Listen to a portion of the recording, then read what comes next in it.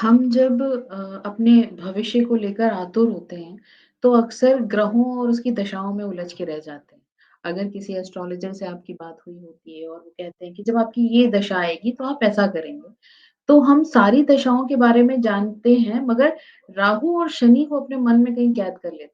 हमें ऐसा लगता है कि राहु और शनि की दशा जब आएगी, तो ज़रूर हमारा कुछ अहित करके जाएँगे। इस तरीके की और भी बहुत सारी भ्रांतियों को लेकर आए हैं हम आज।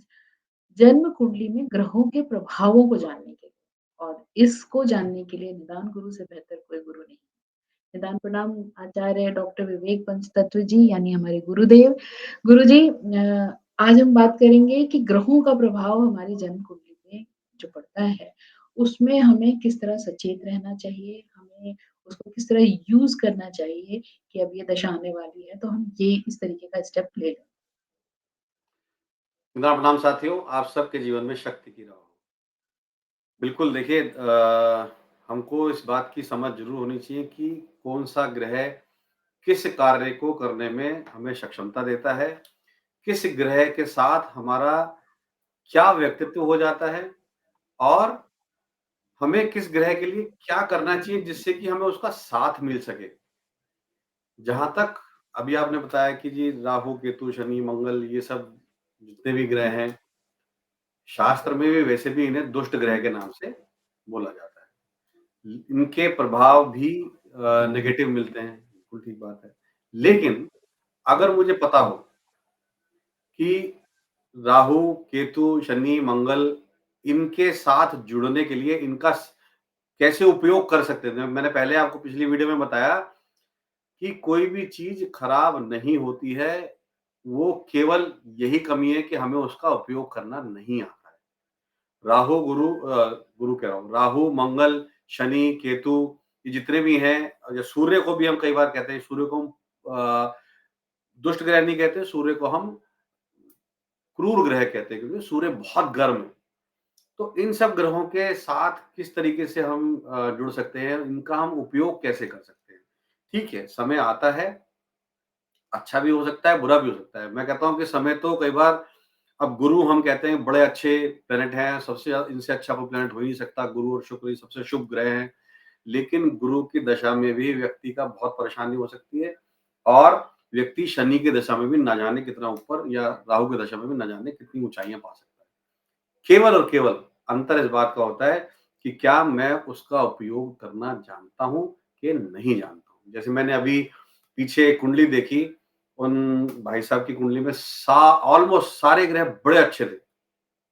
लेकिन अगर आप उनको देखो या उनसे मिलो तो आपको लगेगा कि पता नहीं उनके ग्रह कैसे इतने अच्छे हो सकते हैं। कि आप मानो सूर्य उच्च के हैं, मंगल अपने घर में है, चंद्रमा उच्च के हैं, शुक्र अपने घर में है, शनि उच्च के हैं। कितने 5 तो बता दिए मैंने आपको, ठीक है? गुरु मित्र राशि में है 6 और अच्छा बुध, सूर्य और मंगल के साथ बैठे हुए हैं, तो बुध तो वैसे व्यवहार करते हैं जैसे जिसके साथ बैठते हैं।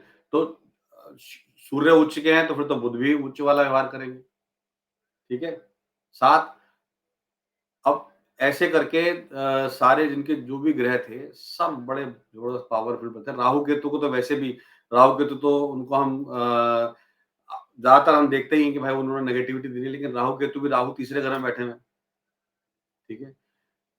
उनका राहु तीसरे घर में बैठा तो मतलब आदमी को बहुत ज़्यादा दुस्साहसी बनाने वाला है ना। एक होता है साहस, एक होता है ब्रेवरी होती है, एक होती है दुस्साहस, वो ऑडेसिटी होती है कि आदमी बस वो कुछ सोचता ही नहीं है। साहस करने वाला फिर भी सोचेगा भाई मैं लड़ाई करने जाऊँ कि नहीं जाऊँ। दुस्साहस करने वाला सोचेगा अरे बस सोचना बाद में करेगा पहले लड़ेगा। तो इतनी सारी चीज़ें होने के बावजूद फिर भी व्यक्ति कहीं न कहीं अगर कमज़ोर स्थिति में दिखता है तो फिर उसकी क्या परिस्थिति हो सकती है। तो और बहुत सारी चीज़ें होती हैं।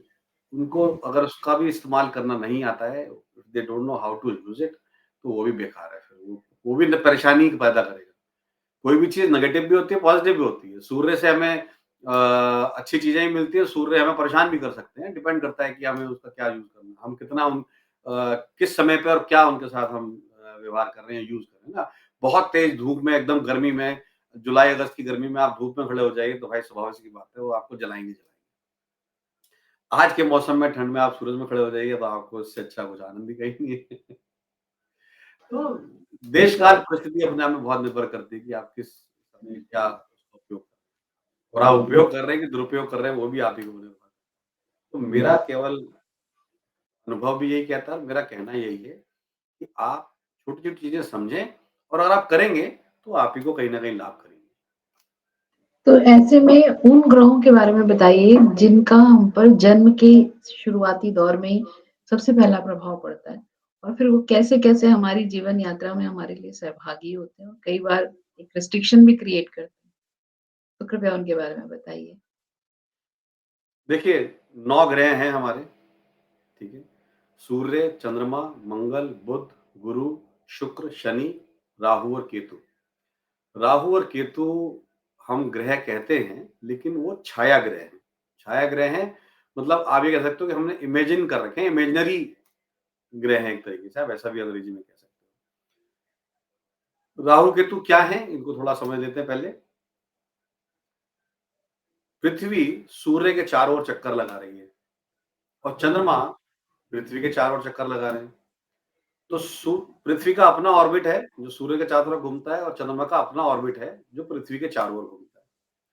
ये दोनों ऑर्बिट्स आपस में जहाँ एक जगह टकराते हैं, क्रॉस करते हैं, इंटरसेक्शन पॉइंट्स जिन्हें हैं, जिसमें एक नॉर्दर्न इंटरसेक्शन है, एक साउदर्न इंटरसेक्शन है, जिसको हम नॉड भी कहते हैं। नॉड मतलब गाँठ लगना। भई इस तरीके से कट रहे हैं, क्रॉस हो रहे हैं, तो आप उसको गाँठ भी कह सकते हो, क्रॉसिंग पॉइंट भी कह सकते हो, कुछ भी कह सकते हो। अंग्रेजी में उन्हें नॉर्दर्न नॉड और साउदर्न नॉड कहा जाता है, लेकिन वो हमारे यहाँ शास्त्र में राहु और केतु के नाम से जानते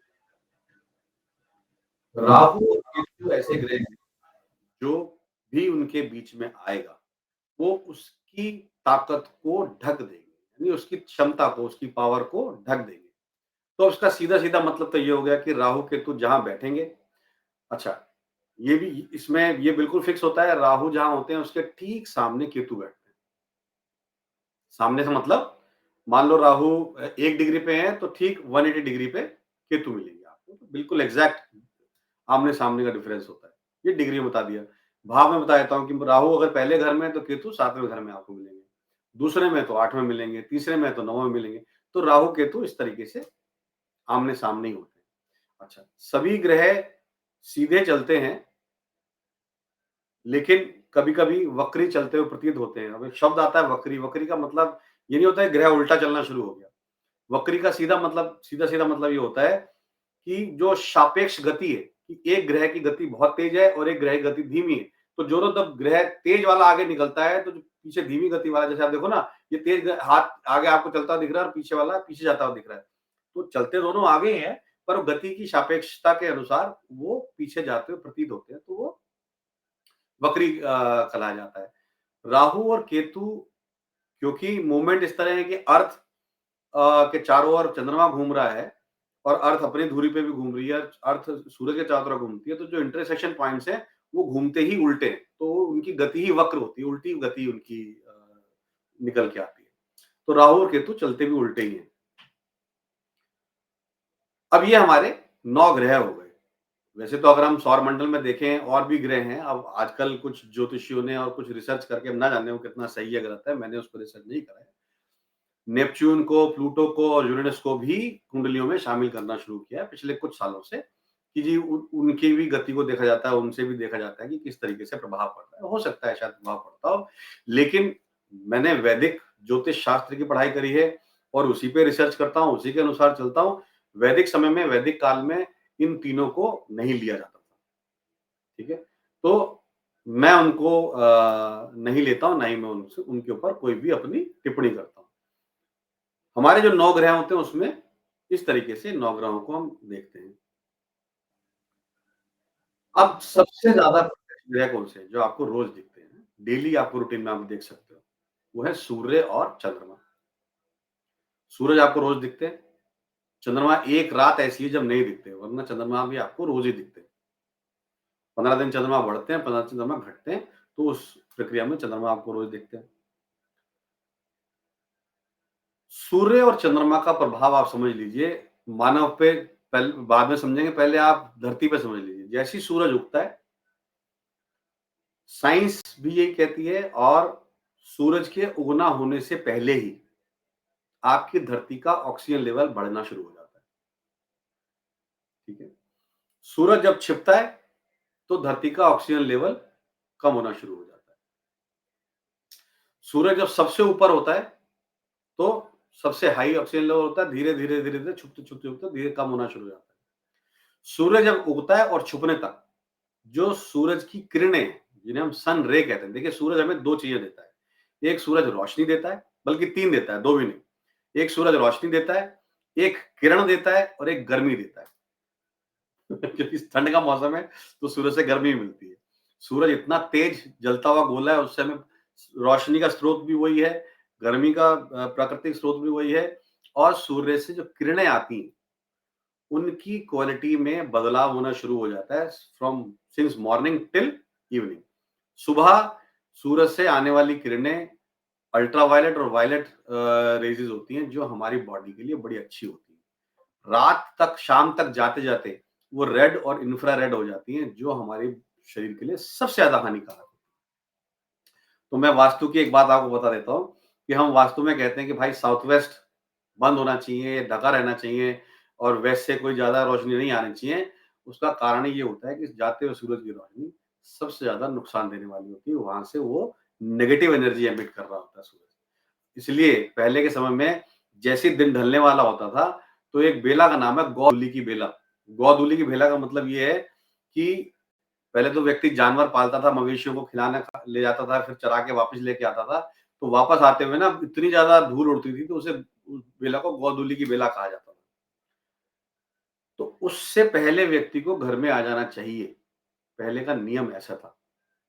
ठीक है, उनको शायद हमारे लोगों ने विज्ञान बताया और ना बताया, पर विज्ञान यही था कि ढलते हुए सूरज के पास से जो किरण आ रही है, वो हमारे लिए नुकसानदेह होती है।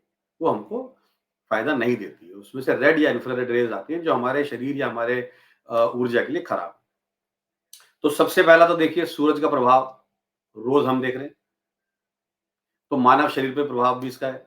फिर चंद्रमा, चंद्रमा के बारे में आपने सुना होगा कि चंद्रमा पानी को अपनी ओर खींचता है, ठीक है? चंद्रमा जब फुल मून होता है, तो समुद्र में हाई टाइड आता है और जब चंद्रमा नो मून होता है, तो लो टाइड आता है। तो ये चंद्रमा की वजह से होता है, चंद्रमा पूरे पानी को अपनी ओर खींचता है। इसीलिए मानव शरीर में भी उसका प्रभाव पड़ता है कि चंद्रमा जो है क्योंकि शरीर हमारा धरती पर 70% पानी है, तो हमारा शरीर भी सत 70% मोर देन 70% पानी ही पानी हमारी बॉडी में। तो वो प्रभाव हमारे पे पड़ता है। पहले के समय में जो मेंटली डिस्टर्ब लोग होते थे, उन्हें लुनाटिक कहा जाता था। लुनाटिक का मतलब होता है चाँद मारा। मतलब जब भी चंद्रमा की स्थिति में इस तरीके से परिवर्तन आती थी, जो लोग मानसिक तौर पे परेशान हैं, उनकी परेशानी बढ़ती रहती थी या घटती थी चंद्रमा के अनुसार ही, ठीक है? तो चंद्रमा का इतना प्रभाव है। जब ये 2 ग्रह हमें रोज़ दिखते हैं, जिनका हमारे पर इतना ज़्यादा प्रभाव है, ठीक है? तो बाकी ग्रहों का भी हमारे जीवन पे प्रभाव होगा ही। सूरज की जो रोशनी हमारे पास आती है, वो हमारे पास आते-आते लगभग 8 मिनट लग जाते हैं। तो मतलब जो अभी इस समय आपको रोशनी मिल रही है सूरज की या सूरज की किरण मिल रही है, वो 8 मिनट पहले सूरज के पास से चली है और 8 मिनट में हमारे पास आई है, ठीक है? ऐसे ही क्यों डिस्टेंस का वो है और उसका साइज़ है, सूरज सबसे बड़ा है, ठीक है? और ग्रहों में हम देखें तो ग्रह जो है सबसे बड़ा ग्रह जुपिटर है। सबके पास से कुछ ना कुछ ऊर्जा हमारे पास आती रहती है और जैसे सूरज का एंगल चेंज होता है सुबह से लेकर रात तक, भाई डिफरेंट एंगल से रोशनी आ रही है ना, किरण आ रही है हमारे पास, तो डिफरेंट एनर्जी का लेवल हो गया, अच्छी, नेगेटिव, पॉजिटिव उसी चीज़ से निर्धारित हो गई। ऐसे ही डिफरेंट एंगल से जब ग्रहों की ऊर्जा हमारी तरफ आती है, उसका डिफरेंट हमारे पर अलग ही प्रभाव होता है। वो प्रभाव अच्छा या बुरा हो सकता है, उसी की गणना है ज्योतिष शास्त्र है। तो ज्योतिष की परिभाषा क्या हुई? आकाशीय पिंडों का मानवीय पिंडों पर उनकी ऊर्जा से पड़ने वाले प्रभाव से होने वाली संभावित घटनाओं की गणना ज्योतिष शास्त्र कहलाती है। ये मेरे अनुभव की परिभाषा है। भाई जो भी रोशनी हमारे पास, जो भी ऊर्जा हमारे पास आ रही है, जो भी किरण हमारे पास, जो भी उनसे एनर्जी हमारे पास आती है, उससे जो हमारे पास प्रभाव पड़ रहा है और उससे जो घटनाएँ होंगी, उसकी कैलकुलेशन वो ज्योतिष शास्त्र से मिलती है। मैंने पहले ही बताया ज्योतिष का मतलब ईश्वर की ज्योति। तो हमारे वेदों में जो वेदों के 6 अंग हैं, उसमें से जो वेदों की आँख है, वो ज्योतिष शास्त्र है। ऐसा कभी नहीं होता कि ज्योतिष शास्त्री बहुत बड़ा भगवान हो जाता है। ठीक है, उसके पास कैलकुलेशन है, तरीका है, जो सिस्टम है हमारे ऋषि-मुनियों ने हमें निकाल के दे दिया, उस सिस्टम से हम कैलकुलेशन करके कुछ घटनाओं की संभावनाएँ हम समझ सकते हैं, देख सकते हैं, जिस पे हम अगर हमें पता लग जाए तो उसके अनुसार हम अपना काम आगे तो ये हो गया हमारे ग्रहों का हमारे पर प्रभाव। अब हर ग्रह हर समय मूव कर रहा है, ठीक है? हमने पिछले उसमें समझा कि किस तरीके से हमारे भाव निर्धारित हो जाते हैं। भाव हमारे फिक्स है। क्यों? क्योंकि भावों का संबंध धरती से है। हम घर धरती पे क्या बनाते हैं? घर। रहने के लिए क्या बनाते हैं? घर। तो हर एक ग्रह की ऊर्जा जब उसमें ग्रह में रहता है, तो उस जो ग्रह उसके अंदर होगा तो उसके लिए वो क्या हो गया? घर। इसलिए हम भावों को कई बार घर भी कहते हैं। पहला घर, दूसरा घर, तीसरा घर, ऐसे भी कहते हैं। संस्कृत में गृह भी कहते हैं, गृह। तो गृह का मतलब भी घर ही होता है हिंदी में, ठीक है? और ग्रह मतलब प्लैनेट। ग्रह और ग्रह ये 2 अलग शब्द हैं, ठीक है? अब ग्रह मतलब प्लैनेट, ग्रह रहेगा किसमें? ग्रहों में। ग्रहों में ग्रह रहेगा, घर में। तो जिस घर में वो ग्रह होगा, उसके हिसाब से ही सबके साथ एक-दूसरे का संबंध बनेंगे, उन संबंधों से ही कुछ योग बनेंगे और जो व्यक्ति पैदा हुआ है, उसके हिसाब से कुछ काल की गणना, दशाएँ निर्धारित हो जाती हैं कि उस समय में इस ग्रह का ज़्यादा प्रभाव रहेगा। वो ग्रह का प्रभाव, दशा का प्रभाव होता है कि भई उसके प्रभाव में व्यक्ति चल रहा है उतने टाइम के लिए। फिर क्योंकि हर समय प्लैनेट्स मूव कर रहे हैं और अभी मान लो जैसे मैं पैदा हुआ जिस समय, मान लेते हैं कि चंद्रमा लगन में बैठे हुए थे, लेकिन वो हमेशा लगन मेरे पैदा होने के समय चंद्रमा लगन में थे, वो एक इमेज है। मेरे पैदा के टाइम पे ग्रहों की जो उस समय ग्रह क्या थे, पर वो तो घूम रहे हैं हर समय। तो जब-जब चंद्रमा मूव करता रहेगा और जहाँ-जहाँ मूव करेगा उसका प्रभाव मेरे पर अलग-अलग पड़ता रहेगा, क्योंकि उसका प्रभाव मेरे हर एक घर से होता हुआ वो एनर्जी मेरे पास आ रही है और घर क्या है मेरे फिक्स है। मान लो लगन से चंद्रमा घूम के मेरे चौथे घर में आ गया, तो चंद्रमा की ऊर्जा चौथे घर की तरफ से मेरे ऊपर पड़ रही है। वो कोऑर्डिनेट है। मैंने क्या बताया था? पहला घर 0 से 30 डिग्री का कोऑर्डिनेट, दूसरा घर 30 से 60 डिग्री, तीसरा 60 से 90, चौथा 90 से 120 ऐसे करते लास्ट में आपका 330 से 360 डिग्री तक हम पहुँच जाते हैं। तो 30-30 डिग्री के सारे हम घर इस तरीके से बना लेते हैं, खाने जो हमारे भाव हैं इस तरीके से निर्माण हो जाते हैं। और उसी में ही फिर एक तो मेरे पैदा होने के समय का ग्रह है, फिर जो ग्रह मूव कर रहे हैं, उनके प्रभाव मेरे पर हर समय पड़ते रहते हैं, जिसकी वजह से मुझे फल की प्राप्ति होती है। वो गोचर के मूवमेंट की वजह से मेरे को फल प्राप्त होते हैं। फल कैसे मिलेंगे? जो ग्रह मेरे जन्म के समय में मेरे पास थे। जन्म के समय में ग्रह किस हिसाब से मेरे थे? मेरे अपने किए हुए कर्मों के हिसाब से मैं ऐसी स्थिति में पैदा हुआ कि मेरे ग्रहों की स्थिति वैसी है और वो उस किस्म के योग बना रहे हैं, जिनकी वजह से मेरे को योग के हिसाब के फल मिलेंगे। योग मतलब आपके बीज, कि आपने क्या बीज बोए थे, वो आपके पास बीज आ गए। दशा मतलब उन बीजों को पालने-पोसने वाला समय। गोचर मतलब अब फल का समय आ गया, यानी डिलीवरी का टाइम आ गया, वो गोचर। तो ज्योतिष शास्त्र में ये कहा जाता है कि व्यक्ति के ऊपर 50% तो योग का असर होता है कि वो बीज कौन से लेके आया, उसका इफेक्ट है। भाई मैं कौन से बीज लेके आया हूँ, वही तो मिलेंगे जो मैं बीज लेके आया हूँ। फिर उन बीजों को पालने-पोसने वाले वो समय, दशा है कि नहीं है, उसका प्रभाव पड़ता है। वो 35% है। फिर 15% तो जो गोचर है उसका असर केवल 15% है, वो एक डिलीवरी बॉय की तरह काम करता है कि जी अब ये समय आ गया, अब आपको इसकी डिलीवरी मिल जाए। ये ग्रहों का अलग-अलग समय में प्रभाव होता है इस तरीके से। तो ऐसे में हम जब सारे ग्रहों के बारे में देखते हैं कि शारीरिक बनावट पर क्या पड़ता है प्रभाव या मानसिक स्थिति पर क्या पड़ता है? क्योंकि कई बार जैसा आपने हमें बताया है कि जातक का जब जन्म होता है और अगर उस दौरान जो एक हॉरोस्कोप डेवलप होता है, उसमें चंद्रमा की स्थिति अगर कमज़ोर है, तो उस पर उसकी मानसिक स्थिति का हम पूरा लेखा-जोखा समझ सकते हैं कि वो किस तरीके से प्रभावित रहेगा। तो ऐसे में डायरेक्ट पर्सनैलिटी पर ग्रह किस तरह प्रभाव डालते बिल्कुल, मैं आपको बताता हूँ देखिए, अभी आपने मुझसे पहले पूछा था कि किस ग्रह का हमारे जीवन पे किस-किस काल में क्या असर पड़ता है। तो सबसे पहले, सबसे तेज़ चलने वाला और सबसे छोटा जो ग्रह है, जिसका सबसे पहला हमारा प्रभाव पड़ता है, वो चंद्रमा का प्रभाव पड़ता है। अब पहले मैं थोड़ा-सा आपको बता देता हूँ कि ग्रहों को किस तरीके से हमने डिवाइड किया हुआ है। जैसे सूर्य को हम कहते हैं सूर्य आत्मा का कारक है और सूर्य राजा है, ठीक है? चंद्रमा को हम कहते हैं और सूर्य पिता का कारक भी है। ये 3 चीज़ों के कारक सूर्य हो गए। ऐसे तो बहुत सारी चीज़ें हैं, पर मैं आपको मेन-मेन चीज़ें बता रहा हूँ। चंद्रमा के लिए हम कहते हैं, चंद्रमा आपका मन है और चंद्रमा आपकी माँ है, ठीक है? और चंद्रमा रानी है, क्वीन है, तो चंद्रमा के लिए हम इस तरह से कहते हैं। मंगल आपकी ताकत है, मंगल आपका सेनापति है, मंगल आपकी सक्षमता है, आपके अंदर कितनी एबिलिटी है, वो मंगल से हम देखते हैं। फिर आगे बुध, बुध हमारी बुद्धि है। अब बुद्धि के भी कई प्रकार होते हैं। अब ये ना देखिए एक-एक शब्द, एक-एक चीज़ लंबा टॉपिक है, उसके अंदर बहुत सारी चर्चा हो सकती है। बुद्धि के कई लेवल्स होते हैं। तो बुध हमारी बुद्धि है, ठीक है? बुध हमारा इंटेलेक्ट भी है, बुध हमारी इंटेलिजेंस भी है। और इंटेलेक्ट और इंटेलिजेंस 2 अलग-अलग चीज़ें होती हैं। आदमी के पास इंटेलेक्ट है, इंटेलिजेंस नहीं है। बुद्धि है, बुद्धिमत्ता नहीं है। अब बुद्धिमत्ता है, बुद्धि नहीं है, तो ये भी ऐसा भी हो सकता है। तो बुध उसके कारक हैं। बुध हमारे युवराज हैं, युवा हैं। फिर गुरु आ गए। गुरु सबसे बड़े हैं, सबसे भारी हैं और गुरु राजगुरु हैं। गुरु का तो शब्द ही ऐसा है कि मतलब जो अंधकार को मिटाए, गु और रू। गु मतलब अंधकार, रू मतलब रोशनी। जो अंधकार को मिटाने वाली रोशनी है वो गुरु। तो भाई गुरु वो हैं जो आपको जीवन में सब कुछ प्रदान करते हैं, ज्ञान, विद्या सब कुछ आपको देते हैं। फिर आ गए शुक्र, शुक्र आपके मंत्री हैं।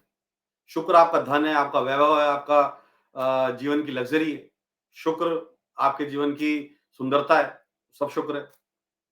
फिर आ गया शनि, शनि महाराज मेहनत है, कार्य है, कर्म है और आपका न्याय है। तो शनि न्याय का काम भी करते हैं, ठीक है? फिर आ गए राहु और केतु, राहु केतु ग्रहण लगाते हैं। वो आपकी सारी की सारी पावर्स को हरने का काम करते हैं कि ले मैंने पकड़ लिया और छुपा दी। पावरफुल तो है, अब जैसे सूर्य ग्रहण लगता है, सूरज में कितनी रोशनी है, कितनी पावर है। ग्रहण लगते ही अंधेरा हो जाता है। चंद्रमा में कितनी रोशनी, कितनी पावर है। चंद्र ग्रहण लगते ही अंधेरा हो जाता है। तो राहु और केतु के बीच में जो आता है, वो ग्रहण पाता है। ग्रहण का मतलब आपकी ताकत पूरी तरीके से छुपा दी।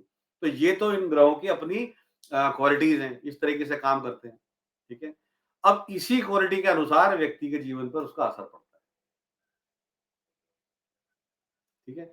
अच्छा, फिर एक और चीज़ में समझ लेते हैं, जो आपका सबसे पहला प्रश्न था, मैं उसको अभी एक्सप्लेन नहीं किया, कर देता हूँ। बच्चा पैदा होते ही सबसे पहले उसको कौन देखता है?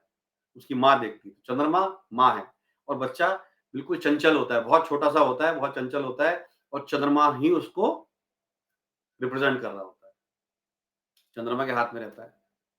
फिर बच्चा थोड़ा बड़ा होता है, थोड़ी-सी उसके अंदर समझ आती है, थोड़ा-सा उसके अंदर अपने अंदर की अपने मैं की समझ में आती है। देखिए, जब बच्चा पैदा होता है, पहले उसके लिए सब कुछ तू ही होता है। उसमें मैं नहीं होती। वो थोड़ा बड़ा होता है तो कहता है ना, उसको कहता है कि उसको अपना नाम लेके कहता है कि राजू को भूख लगी है। वो ये नहीं कहता मुझे भूख लगी है, तब अभी तक उसके अंदर मैं पैदा नहीं होता, जब तक वो चंद्रमा के प्रभाव में रहता है। जैसे ही बुध आता है ना, बुद्धि आती है, तो मैं आ जाता है। फिर कहता है मुझे भूख लगी है। तो बुध का प्रभाव शुरू होता है उसके ऊपर। बुद्धि आती है, ज्ञान आता है, समझना शुरू करता है, तो बुध के प्रभाव में आता है। थोड़ा-सा और बड़ा होता है, तो ताकत आती है। तो किसका प्रभाव आएगा ताकत के लिए? क्या बताया था मैंने? मंगल। मंगल, मंगल। मंगल का प्रभाव तो शुरू हो जाता है। तो मंगल उसको देखना शुरू करता है, ताकत बढ़ानी शुरू करता है।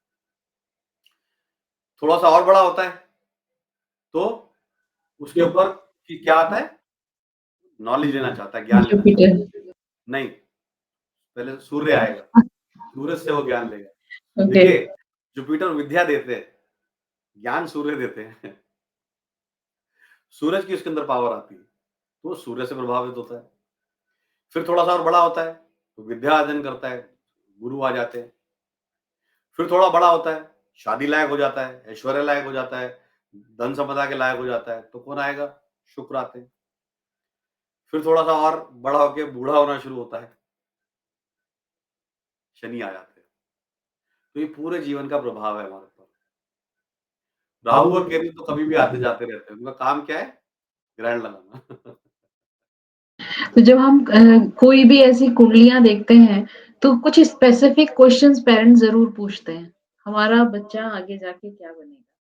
तो वैसे में आप किस ग्रह को सबसे ज़्यादा मतलब मैं रिक्वेस्ट करूँगी कि हम अगर इन ग्रहों के हिसाब से देखें, जो हमारा सबसे ज़्यादा इम्पोर्टेंट क्वेश्चन होता है कि बच्चा कैसे करियर चूज़ करेगा।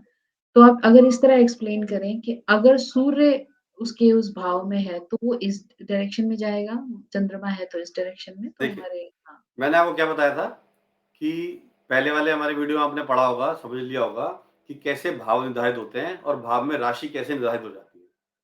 तो कर्म क्षेत्र का, कार्य क्षेत्र का भाव कौन-सा है? 10वां भाव, 10th हाउस, दशम, जिससे निर्धारित होगा कि कर्म क्या-क्या कार्य करेगा धन अर्जन के लिए, पैसा कमाने के लिए, जीवन यापन के लिए कौन-सा कार्य करना है, वहाँ से देखेंगे।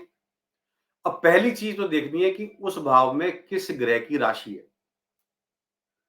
अभी मैंने आपको ये सिखाया नहीं कि किस राशि को कौन-सा ग्रह स्वामित्व होता है, नहीं सिखाया है। क्लास जॉइन करोगे तो वो भी सिखाऊँगा। ठीक है? तो दशम भाव के मान लीजिए अभी आपने कहा कि जी वहाँ का स्वामी अगर सूर्य है, ठीक है? तो सूर्य क्या है? ज्ञान है, प्रकाश है, ऊष्मा है, किरण है। मैंने बताया ना सूरज की 4 मेन चीज़ें। उसके अलावा सूरज का चढ़ना और उतरना है। बहुत सारी चीज़ें हैं ना, सूरज ढलता और उगता दिखता है हमें। तो सूर्य से संबंधित कोई भी कार्य व्यक्ति कर सकता है। करियर बनाना है, तो सूर्य से संबंधित बनाएँगे। ये बहुत बेसिक चीज़ बता रहा हूँ। एडवांस में तो और कई सारी चीज़ें देखी जाती हैं।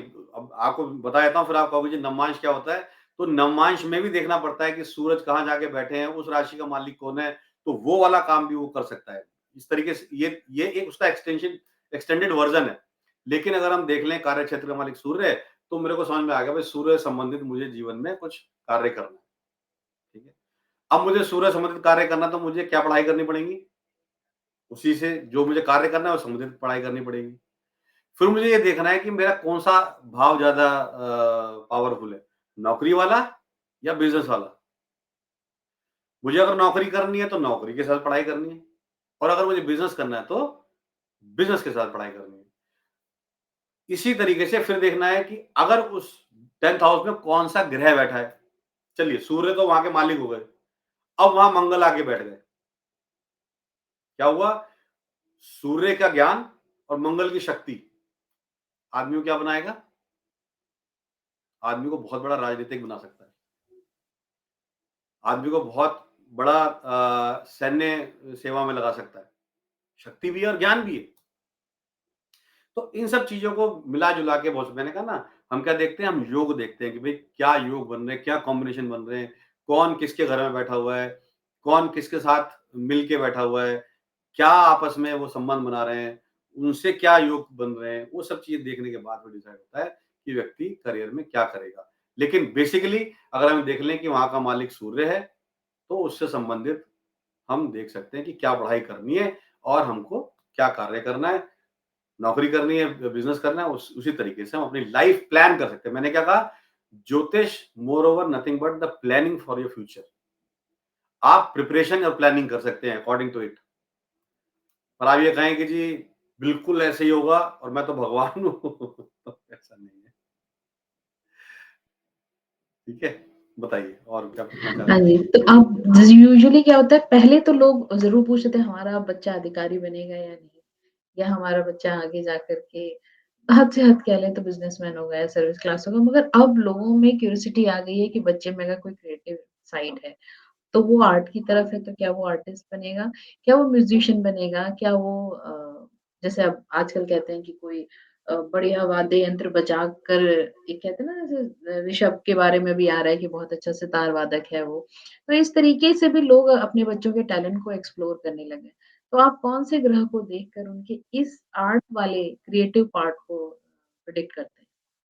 देखिए, मैंने अभी आपको थोड़ी देर पहले बताया था भाव के टाइम पे, जो तीसरा भाव है वो हमारी हॉबीज़ है, मेरी मेरे शौक हैं, मुझे जो क्या करना मुझे अच्छा लगता है, उससे संबंधित है। साथ में अगर मैं देखूँ कि शुक्र जुड़ जाएँ वहाँ पर, फिर उनका संबंध 10वें घर से किसी प्रकार से हो जाए। भई कार्यक्षेत्र क्या 10वां घर है, उसका संबंध 10वें घर से हो जाए। 10वें घर के साथ अगर 7वें से हो गया तो मैं अपना कुछ काम कर लूँगा या छठे से हो गया तो मैं कहीं नौकरी करते हुए काम कर लूँगा। आप देखो ना, ये सारा का सारा पूरा एक आपस में जोड़ है, एक कॉम्बिनेशन है, एक-दूसरे के साथ मिलन है। ये सब चीज़ें आपस में मिल गई, मान लीजिए शुक्र भी उसके साथ जुड़ गए, बुध जुड़ गए साथ में, बुध की वाणी बड़ी अच्छी होती है, बुध से अगर बुध बुद्धि भी है तो बुध वाणी भी है, बुध वाणी का कारक भी है। अगर ये सब चीज़ें जुड़ गई, तीसरा भाव भी जुड़ गया, दशम से भी संबंध बन गया, कहीं न कहीं उसने अपना संबंध छठे या 7वें से ही बना लिया, तो व्यक्ति फिर उस फील्ड के अंदर बहुत आगे जाता है। तो ऐसे में जो देखते हैं कि सडनली जैसे आपने बहुत बार देखा होगा कि कोई इंजीनियर है और इंजीनियरिंग के बाद उसने कोई दूसरा प्रोफ़ेशन चूज़ किया। तो वहाँ पर फिर इन 2 भावों के एस्पेक्ट्स या फिर उनके संबंध के ऊपर डिपेंड करता है। बिल्कुल, देखिए मैंने क्या बताया सबसे पहली चीज़ योग है। योग हमारे पास बहुत सारे हो सकते हैं, बहुत सारे होते हैं। योग अगर मैं कैलकुलेशन आप परम्यूटेशन कॉम्बिनेशन निकालोगे, तो 12 घर हैं, 12 राशियाँ हैं, 9 ग्रह हैं, इनके सबके आपस के फिर 27 नक्षत्र हैं, उन सबके मतलब परम्यूटेशन कॉम्बिनेशन निकालोगे तो ना जाने लाखों करोड़ों में निकल के आते हैं। वो उसमें अगर आप इतना ज़्यादा हम जाएँ तो ना जाने वहीं बुद्धि का जो है ना बल खत्म हो जाता है माता के जाते-जाते। एक एक और इंटरेस्टिंग सा कैलकुलेशन आपसे जानना चाहूँगी। आजकल आपने देखा होगा कि बहुत सारे स्पिरिचुअल गुरुज़ जो हैं, उनका टीवी पर आता है और लोगों को काफ़ी प्रभावित करते हैं और देखा है कि उसके बाद बहुत सारे नन्हे-नन्हे बच्चे भी बनने लग गए हैं। तो वो कौन-से प्लैनेट के इन्फ्लुएंस से ऐसा करने के लिए आगे बढ़ते हैं? वो कोई प्लैनेट हो ना हो, वो एक एक एक चीज़ का नाम है प्लैनेट का नाम है आलस। कि खाली बैठे काम मिल जाना चाहिए, पैसे मिल जाने चाहिए। ज़्यादा कुछ करने की इच्छा नहीं होती। पढ़ने-वढ़ने की कोई ज़्यादा इच्छा नहीं है। कुछ मत करो कोई बात नहीं भाई। एक किसी के साथ जुड़ो, 4 कथा करनी सीखो, अच्छी आवाज़ कर लो और फिर मतलब कई बार मैं स्टाइल में भी लोगों को बताता हूँ कि मेरे को थोड़ा एक्टिंग करने का शौक भी है। तो मैं दूसरे की एक्टिंग करके भी निकाल के बताता हूँ, "you know what is this going on?" तो वो अंग्रेजी में थोड़ा बोलना शुरू करो और आप गुरु बन जाते हो, आप प्रभावित हो जाते हैं लोग। अच्छा, लोग बेचारे वैसे ही अपनी ज़िंदगी में इतने सुखी है और दुखी हैं कि उनको कुछ समझ नहीं आता। वो देखते हैं, अच्छा हाँ, ये बड़ा अच्छा बोल रहा है, बड़ी अच्छी बात बोल रहा है, कोई बात नहीं, इसी के पीछे-पीछे चल लो। तो लोग भाई सच्चाई ये है कि आपको कुछ आए ना आए इस बात से मतलब नहीं है। आपकी आवाज़ अच्छी हो जानी चाहिए और आपकी बात में थोड़ा जोर डालना आप सीख लो। कला है, आप कलाकार बन जाओ। अब है नहीं अमिताभ बच्चन कितने फेमस हैं। भई हमारे ये कहा जाता है कि वो युग पुरुष हैं कलाकारों में, सबसे ऊपर वही हैं, ठीक है? तो भाई कलाकार है ना वो, कला है, तो ऐसे ही सारे कलाकार हैं, सब कला कर रहे हैं। और ये सब जितने भी बाबा बन जाते हैं, सब कलाकारी करके कहीं न कहीं बैठ जाते हैं। और लोग तो भाई जब पिक्चर देखते हुए बैठ के रोना, हँसना, गाना कर सकते हैं, तो इनके प्रभाव में आने के बाद तो न जाने क्या-क्या कर सकते हैं। कमाल ही है सब लोगों का। तो भारत देश में बहुत ज़्यादा इसलिए प्रभावित हो जाता है कि भाई लोग आम आदमी इतना सोचना विचार करता नहीं है। उसका काम ये है कि बस देखता है अच्छा अच्छा है, चलो पीछे-पीछे चलना शुरू करो। ये बड़ी समस्या है। तो सब इसी तरीके से काम कर रहे हैं। हाँ, अगर आप मुझसे कहो कि जी आपने जो प्रश्न किया कि कौन से ग्रह प्रभावित करते हैं, तो पहली चीज़ तो मैं कहूँगा कुछ ग्रहों के आपस में योग बनते हैं। जैसे किसी की वाणी बड़ी अच्छी होगी तो बुध अच्छा होगा उसके पास। वाणी अच्छी हो गई, बुध अच्छा हो गया, बुद्धि भी है उसके पास। मैंने क्या कहा इंटेलेक्ट और इंटेलिजेंस 2 अलग-अलग चीज़ें हैं। बुद्धि तो है, बुद्धिमत्ता नहीं आएगी कोई बात नहीं, पर बुद्धि तो है ना। कहीं न कहीं वाणी भी है और बुद्धि भी है, तो उसने समझ लिया और प्रैक्टिस कर ली कुछ चीज़ों की। वो बन जाएगा कोई ना कोई बढ़िया वाला गुरु और वो महाराज बन सकता है। कथावाचक बन सकता है। आजकल तो कथावाचक बन के फिर आप जो मर्ज़ी उनसे आप किसी कुछ भी प्रश्न पूछो, लोग आके पूछते हैं। मैं देखता हूँ कई सारी चीज़ उसमें वीडियोज़ में कई बार कि जी ना जाने कैसे-कैसे प्रश्न पूछते हैं कि गुरुजी मुझे तो रात को नींद ही नहीं आती। अरे भाई वो बेचारे गुरुजी क्या करेंगे इसके अंदर? देख ले तेरे सोने की जगह भी ठीक भी है कि नहीं? नींद तो तभी आएगी ना जब कुछ मेहनत भी करेगा। सारा दिन बैठे रहो तो नींद भी कहाँ से आएगी, कितना सोओगे? ये कोई बता के राज़ी नहीं है। तो बस ऐसे ही लोग होते हैं। तो जब इंसान की जातक की कुंडली में बहुत प्रसिद्ध हो जाने वाला योग बनता है, जैसे आपने देखा होगा कि रातों-रात कोई प्रसिद्ध हो जाता है, तो उसकी क्या मतलब ये ठीक है कि दशाएँ हैं, गोचर का असर है, पर मेनली कौन-सा प्लैनेट है जो उसे रातों-रात सूर्य। जो है सूर्य।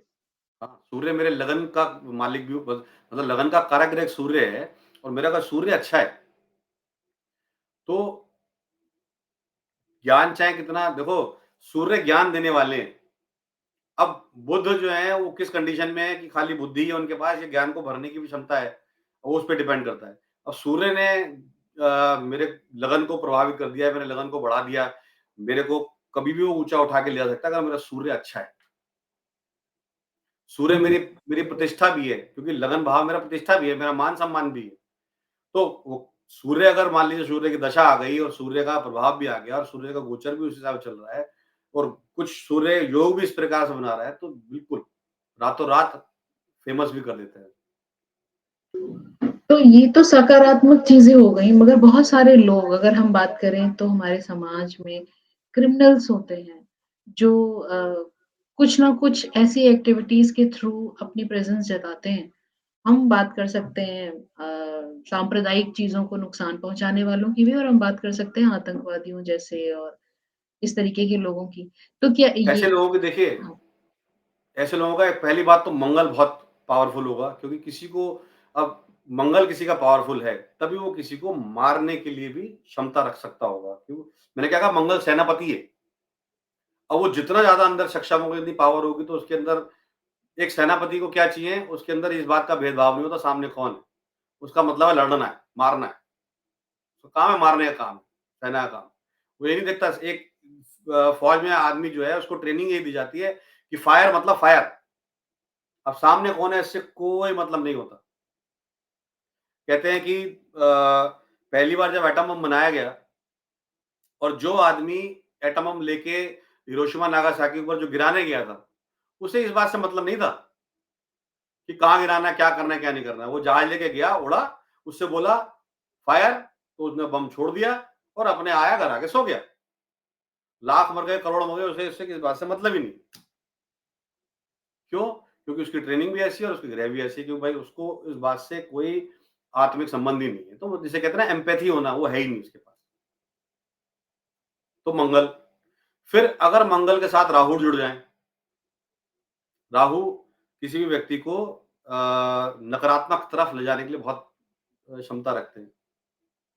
फिर अगर शनि का प्रभाव भी आ जाए, तो जितना ये आपस में जुड़ते चले जाएँगे व्यक्ति उतना ही क्या कहते हैं नोटोरियस हो जाता है, उतना ही ज़्यादा क्रूअल हो जाता है, उतना ज़्यादा वो किसी को भी नेगेटिव एस्पेक्ट में काम करने के लिए सक्षम हो जाता है। तो ओवरऑल हम अपने ग्रहों से इतना बंधे हुए होते हैं कि अगर एक ग्रह हमारी किसी क्वालिटी को एनहांस कर रहा होता है, तो दूसरा ग्रह कई बार हमें उसी के नाम से फेमस कर देता है। तो बिल्कुल कर हाँ, देता है। दूसरा मैं एक और चीज़ इसमें जोड़ना चाहूँगा। देखिए, ठीक है, मेरी कुंडली में योग भी होती है, दशा भी होती है। मैंने क्या बताया 95% तो ये सब चीज़ें मिलके एक नेचर क्रिएट कर देती हैं। लेकिन फिर भी उसके बावजूद 5% मेरे पास फिर भी एक विल है। कितना भी क्रूअल से क्रूअल, कितना भी क्रूर से क्रूर व्यक्ति क्यों ना हो, चाहे वो क्या कहते हैं, हमारे नाज़ीज़ में वो था हिटलर क्यों ना हो चाहे, उसके पास भी ना छोटा-सा 5% दिल होता है कि मैं करूँ कि नहीं करूँ? उसके अंदर भी एक सवाल आता है कि ये करना ठीक है कि नहीं है? अब देखना ये होता है कि कौन-सा भाव हमारे ऊपर कितना प्रभावित है। हमारे पास किसका प्रभाव ज़्यादा पड़ रहा है, हम किससे प्रभावित हैं, कौन से भाव से ज़्यादा प्रभावित हैं, हम वो कार्य कर डालते हैं। लेकिन अगर हम कहीं अगर 5% अपनी फ्री विल का ठीक से प्रयोग करें, तो ठीक है। मैंने क्या कहा ग्रह तो अपनी जगह होते हैं, कुछ अच्छे बुरे नहीं होते। हमें उनको मैनेज करना आना चाहिए, हमें उनको यूज़ करना आना चाहिए। ठीक है, ग्रह खराब हो सकते हैं, भाई राहु, मंगल, शनि सब एक साथ बैठ गए, तो व्यक्ति बहुत क्रूर और बहुत ही ज़्यादा निर्दयी हो सकता है। लेकिन फिर भी अगर 5% उसके अंदर समझ उसके साथ है, तो वो अपने उन निर्दयित्व वाले कार्यों को नहीं करेगा। फिर उस ऐसे व्यक्ति को क्या सलाह, अगर ज्योतिष के पास आएगा, वो क्या सलाह देंगे? देखो, वो क्या कर सकता है, वो बदमाश भी बन सकता है, वो आतंकवादी भी बन सकता है, लेकिन वो फ़ौज में जाके एक बहुत बड़ा फ़ौजी और बहुत बड़ा रक्षक भी बन सकता है। तो क्या हुआ? ये मेरी अपनी चॉइस हो गई, मैटर ऑफ चॉइस जो 5% है। मैंने क्या चुना, उस पे मेरा निर्भर। तो कोई भी जातक भविष्य में जाकर क्या बनेगा, ये एक ज्योतिषी तय करता है। पर कोई भी जातक बड़े माफ़ होकर कीजिएगा, ये ज्योतिषी तय नहीं करता है, ये ज्योतिषी संभावनाएँ केवल बताता है, संभावनिक सब गणना करता है। गणना करता है। जी, अब आप पर बोलिए। जातक ज्योतिष बनेगा या नहीं, ज्योतिष के जो फ़ील्ड है उसमें अपना नाम करेगा या नहीं, ये कैसे पता चलता है? देखिए, विद्या के कारक कौन है? गुरु, गुरु। ठीक है? फिर गूढ़ साधना में, गूढ़ विद्या में कारक कौन-सा जगह है? 8वां घर, अष्टम भाव। साथ में अगर इन सब का संबंध राहु से बन जाए या शनि से बन जाए, तो वो तंत्र के साथ भी जुड़ाव कर देता है व्यक्ति का।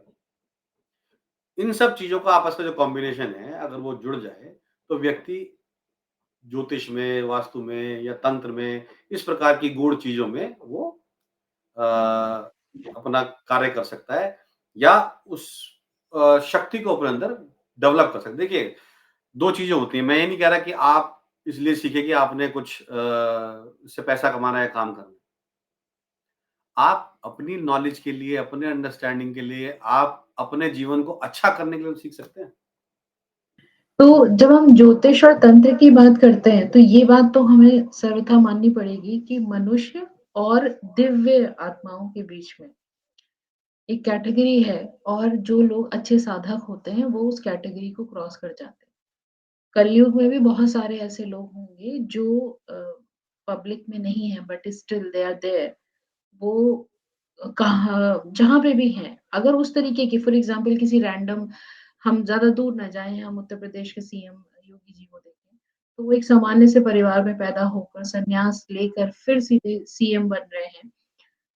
वो तो राजनीतिक परिप्रेक्ष्य हो गया, पर ऐसे में बहुत सारे लोग होंगे जो सामान्य से परिवार में निकल कर के साधना करके शायद हिमालय की किसी गुफा में जा कर के आज एक दिव्य रूप को प्राप्त कर रहे हैं। ऐसी विलक्षण जो प्रतिभाएँ होती हैं, उनको कौन-सा कैलकुलेशन डिस्क्राइब करता है?